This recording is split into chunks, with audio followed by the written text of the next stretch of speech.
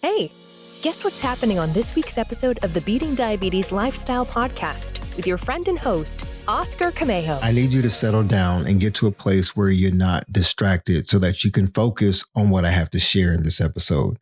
I'm telling you, this is probably one of the most important episodes I've ever shared, and I need you to listen and listen attentively. This topic has been heavy on my heart for quite a few weeks now, and I believe it's going to be a wake-up call for many of you.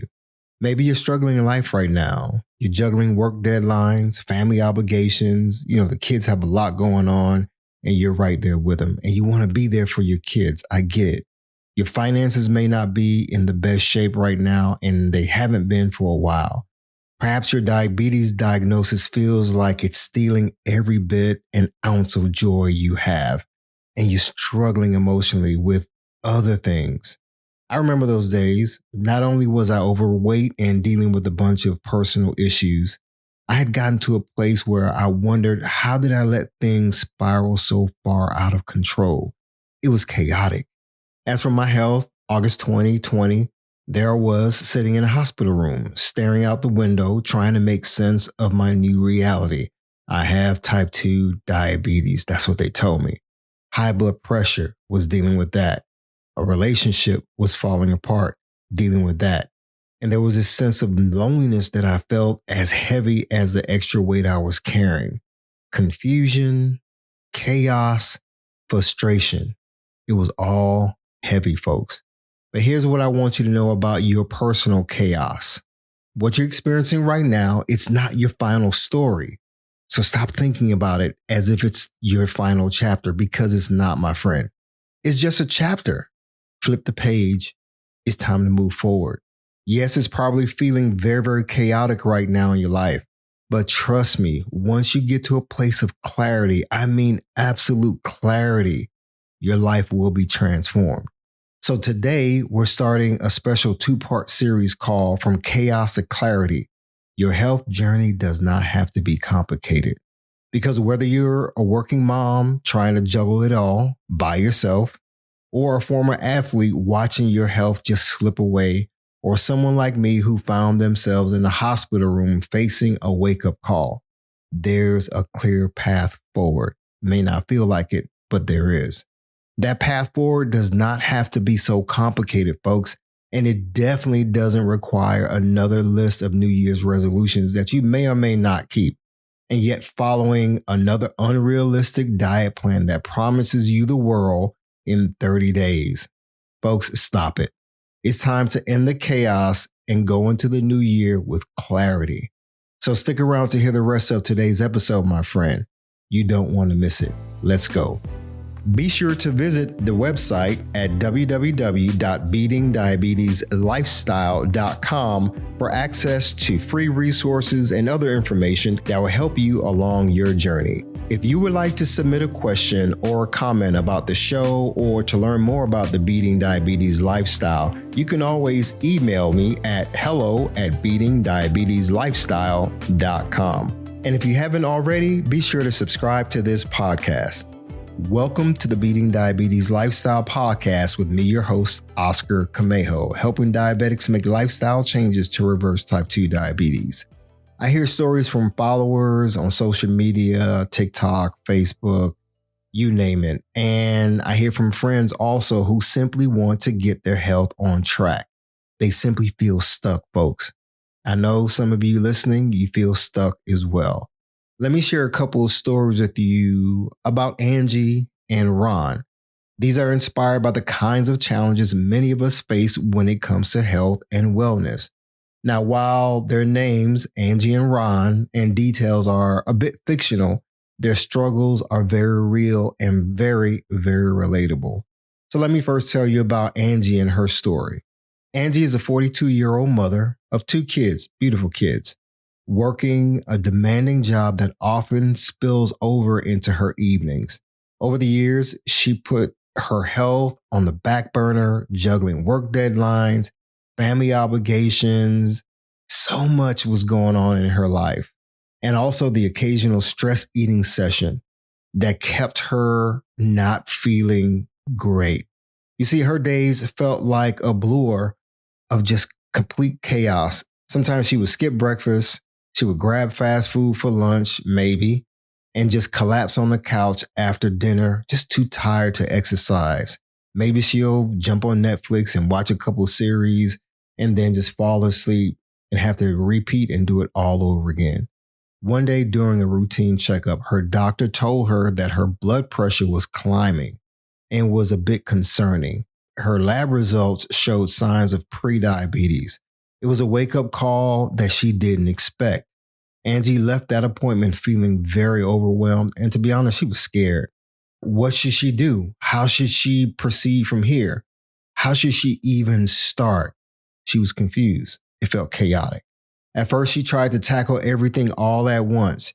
She went ahead and bought some expensive meal plans, signed up for a gym membership, and joined a workplace health challenge. Sounds good, right? But guess what? In about 2 weeks, she felt more chaotic than ever. The meal plans were too complicated. I mean, way too complicated. So confusing.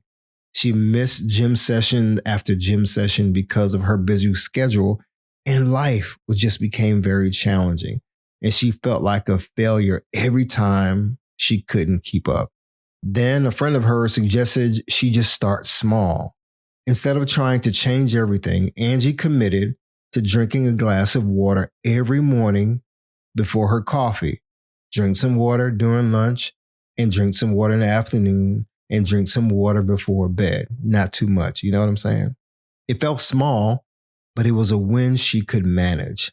From there, she added small changes, like preparing healthy snacks and taking a short walk after dinner. Now, over the months, those small habits grew into a lifestyle. Angie began to feel more in control and notice her energy was improving. Her blood sugar levels started to normalize, and her doctor was really happy about her progress. Most importantly, Angie learned that she didn't have to be so perfect. She just had to keep moving forward. And guess what? A year later, Angie felt like a new person. And guess what? She started looking like an entirely different person. She was not chasing perfection, but living with clarity and balance. Her chaos was replaced by manageable routines. She lost significant weight, and she started to look and feel her best. And guess what? She learned how to reset when life throws her off track. Maybe you can relate to Angie's story. Or what about Ron? Ron is a 45-year-old former college athlete who was once in peak physical shape. Football was his life through his 20s, and he stayed active into his early 30s. But as his career as a project manager took off, his workouts became very sporadic, and his diet became like an afterthought.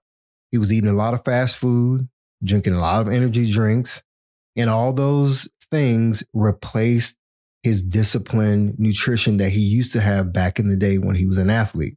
And guess what? Over time, Ron started to gain weight, and it was significant. It happened so gradually that he didn't fully notice until one day when he joined a pickup basketball game with some of his friends. What used to feel effortless was now a struggle. He was out of breath. His knees were hurting, and he couldn't keep up with the fellas. That day, he stepped on the scale and saw a number that shocked him. Ron was 70 pounds heavier than his playing days. So Ron went ahead and scheduled a physical with his doctor. His doctor confirmed what Ron was fearing. His high blood pressure was high. His cholesterol wasn't great. And his doctor warned him that if he didn't make changes soon, his health would deteriorate even further. Now, at first, Ron didn't know where to start. He tried some crash diets, but felt hungry and irritable, was always in a bad mood. He downloaded a workout app that cost him about $29 a month, but his body couldn't handle the intense routines that he used to do back in the day. Ron became frustrated, and he started doubting whether he could ever get back on track. But guess what? A breakthrough came when Ron found an old photo of himself during his football days. It stirred something inside. It wasn't to be the athlete that he once was, but to be someone who he can take pride in right now with his health. So guess what? He decided to focus on one small change, getting up earlier than usual to begin working out, at least by walking for 15 to 30 minutes every morning. It wasn't flashy, but it was something that he can do. It was achievable.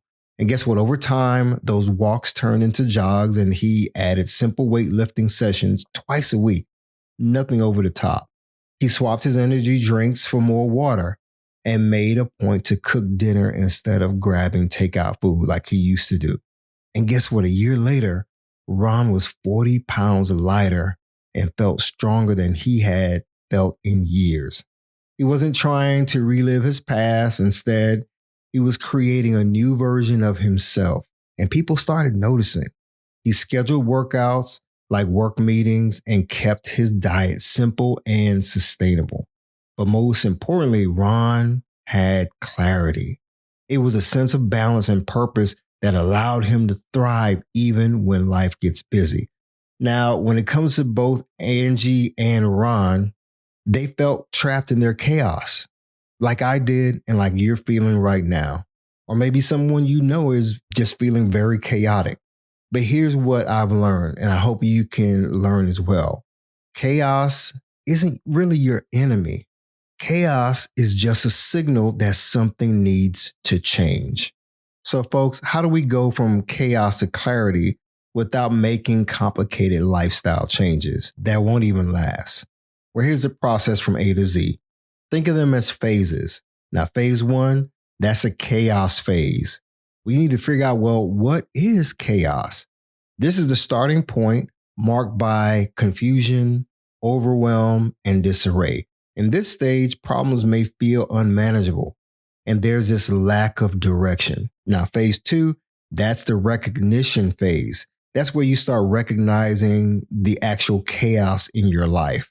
This stage is about acknowledging the chaos and identifying its root causes. It's the first step towards gaining control. Now, phase three, that's the understanding phase. That's where you begin to broaden your knowledge to be in a better position to make lasting changes.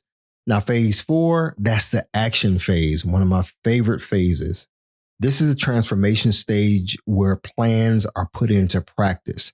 It's about implementing strategies such as setting achievable goals, forming new habits, or creating routines to address the chaos.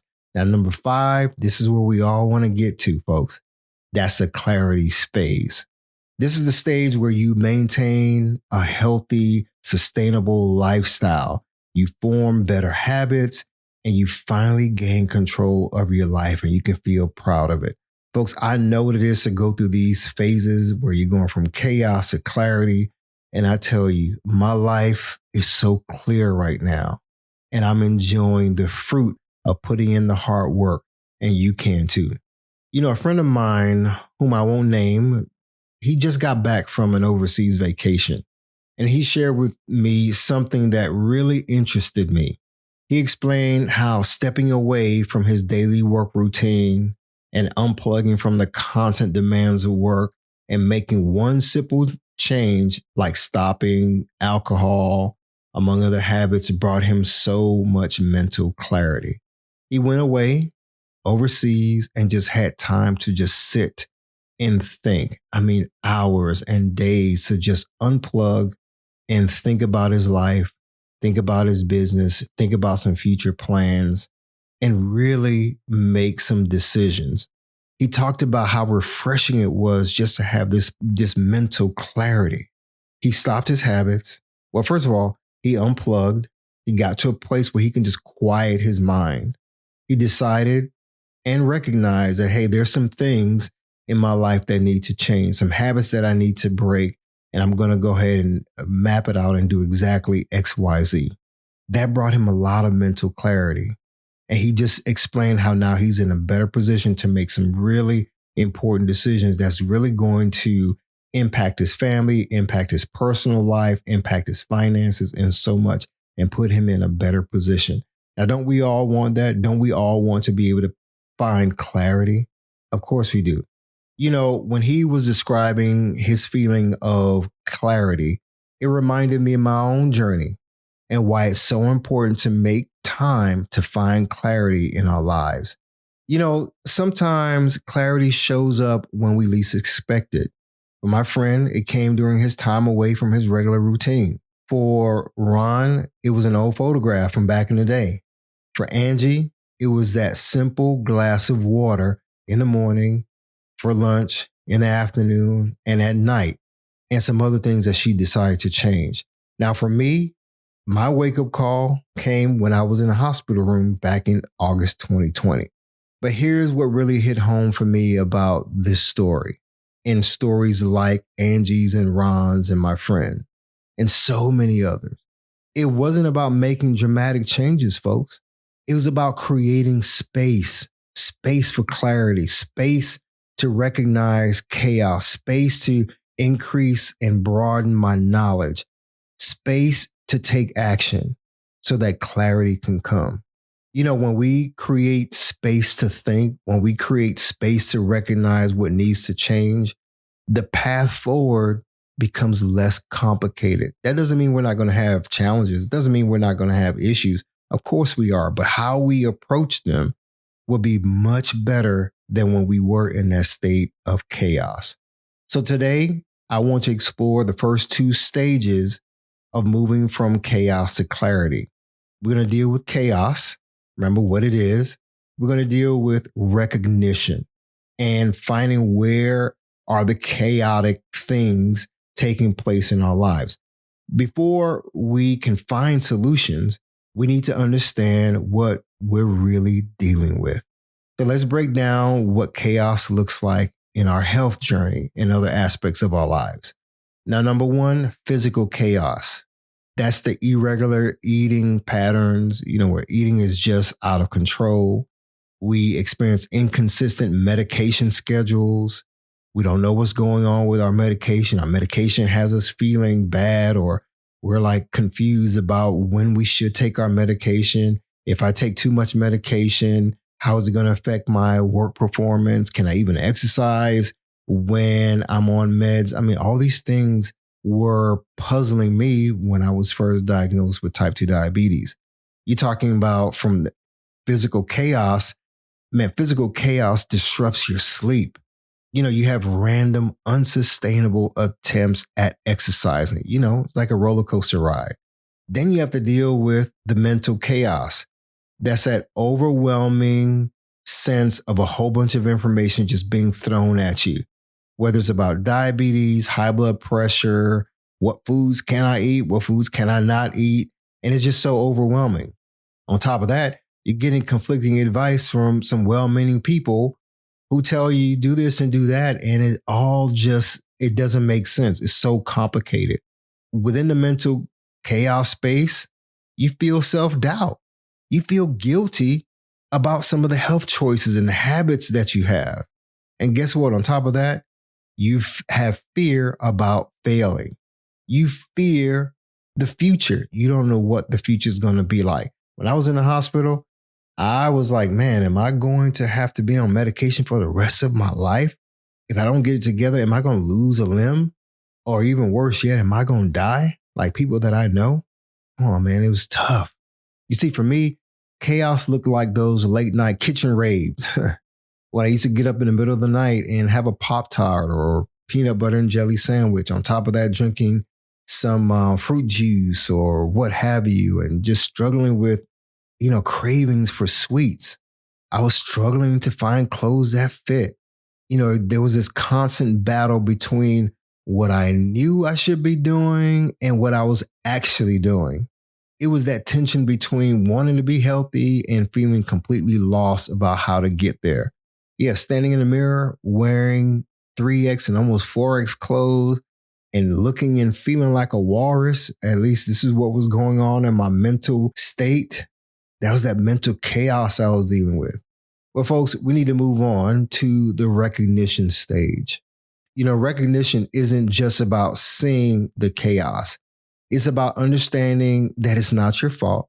We live in a world that makes health complicated, that turns every solution into a 12-step program or a strict diet regimen that feels impossible to keep up, let alone follow. Now, when you think about Angie's story, she tried everything at once, just kind of going too fast too quickly, piling on a lot of things and was trying to make all these drastic changes all at once. And it didn't help. Remember, she was doing this expensive meal planning, doing the whole gym memberships too fast and really not understanding what to do when you get to the gym, hiring the wrong personal trainer who was just in it for the money, doing the whole workplace fitness challenge. Yeah, some of the stuff was fun, but it really didn't yield results. She was doing what we all do, throwing a bunch of solutions at a problem without understanding it first, without recognizing and understanding the chaos first. It was a waste of time and a waste of money. It wasn't because Angie didn't have the desire to change. It was just she had piled on too much on her shoulders on top of her busy lifestyle, and it was all confusing. It was all frustrating. And frankly, it was all chaotic. Now, remember Ron? Ron was trying to recapture his glory days for the most part, instead of just building a new sustainable approach to his health, a new lifestyle. You see, both Ron and Angie's chaos wasn't from a lack of trying. They did try. It was from trying too much all at once and too quickly. Remember, this episode today is just part one of our journey. Now, next week, we'll dive into the action steps that lead to clarity. I needed today to be a foundation and a wake-up call for you to really go into the new year prepared and to have momentum. It wasn't for you to just try to just come up with a new year's resolution list. No, later for that. But today, let's focus on understanding where we are. Remember, the power of recognition. Here's what makes recognition so powerful. It's the moment we stop fighting the chaos and start understanding it. It's when we realize that perfection isn't the goal. That's when we realize that small steps matter more than the grand big plans.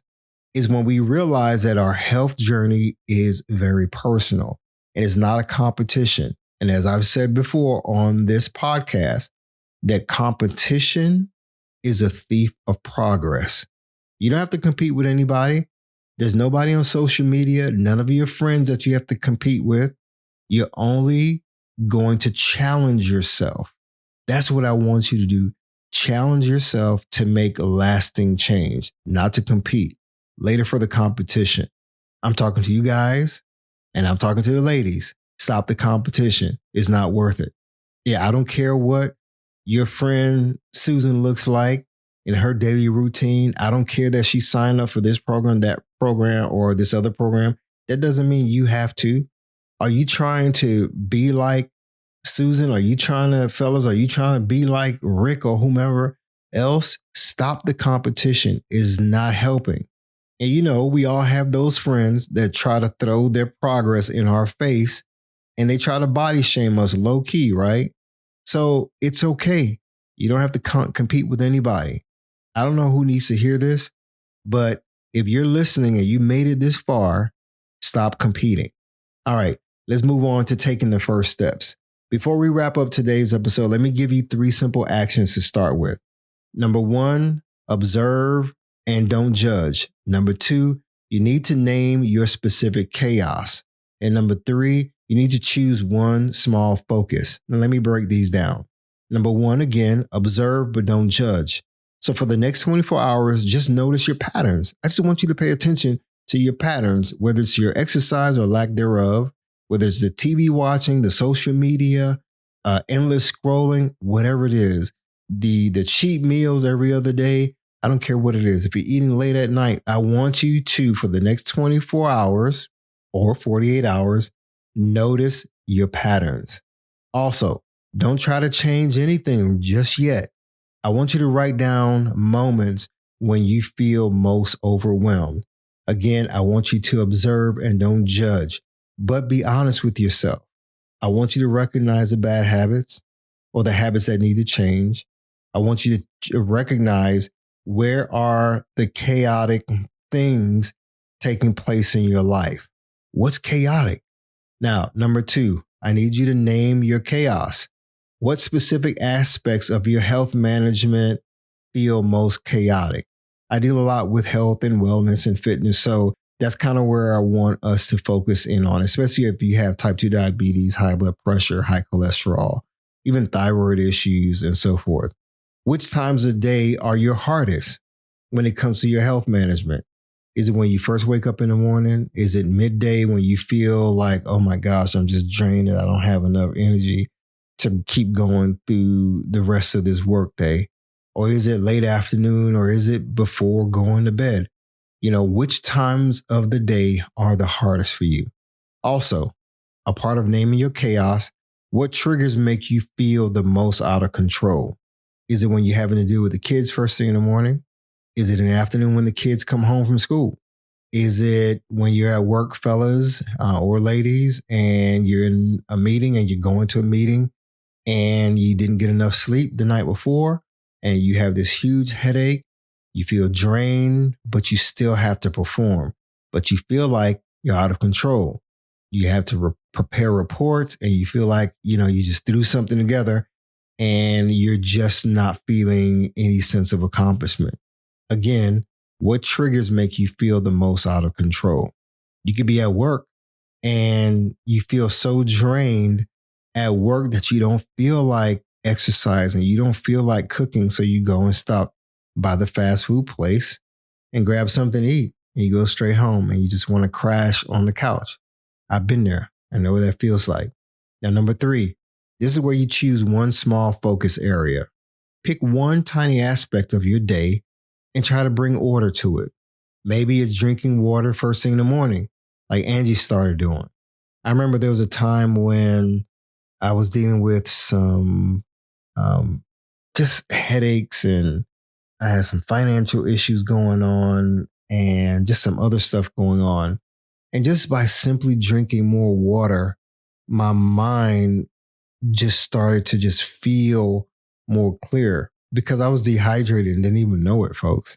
And there's wisdom in drinking water. Water helps you to physically have more clarity, or mentally have more clarity, so you can perform better. So there's something about drinking water. Again, choose one small focus area.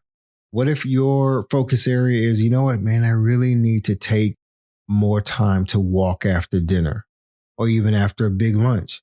You'll be surprised. A 10-minute walk can make a big difference, especially if you're drinking more water. Maybe your focus area needs to, you know what, I need to go to bed without watching television for a couple of nights a week. Maybe I just pick one night a week where I just go on a no TV fast and no social media fast. It's about small changes, folks. When I was in that hospital room back in August 2020, I couldn't see past the chaos right away, but recognizing where I was became the first step toward where I wanted to go. I knew I definitely wanted to get up out of that hospital. I knew that I wanted to live a life medication free, because all my life I really had never been sick, was never on medication. I hardly took any aspirin for headaches or anything of that nature. I was just what I thought was a fairly healthy person. I knew that despite the chaos and me not knowing what the future was going to look like, I was still hopeful. For me, recognizing where I was became the first step towards, again, where I wanted to go. So today, I'm not just healthier, I'm clearer about who I am and what I'm capable of. You see, next week, we'll explore the action steps that lead to clarity. We're going to dive deep. We're going to go further in this topic. We'll talk about how to move from understanding to actual change. And I'll share some specific strategies that helped me to lose over 80 pounds and reverse type 2 diabetes in less than a year, folks. So until then, remember, you don't have to figure out everything today. Just start by recognizing where you are. That awareness alone is a powerful first step. My friends, a step that's important is a step that I want you to take. So I hope you were encouraged by today's episode. As always, stay focused, keep moving, never go back, leap forward, bounce back because you can, my friend. And above all else, trust God. You got this. I believe in you. Hi, everyone. Thank you for tuning in to the Beating Diabetes Lifestyle Podcast with Oscar Camejo. We hope you enjoyed this episode. As a reminder, this podcast is intended for motivational and educational purposes only. It is not a substitute for professional care by a physician or other healthcare professional or qualified fitness instructor. This podcast is provided on the understanding that it does not constitute medical or professional advice or services. If you're looking for help on your journey, seek a qualified medical practitioner. It's important that you utilize someone who is a trained, licensed healthcare professional who can help you on your journey toward good health.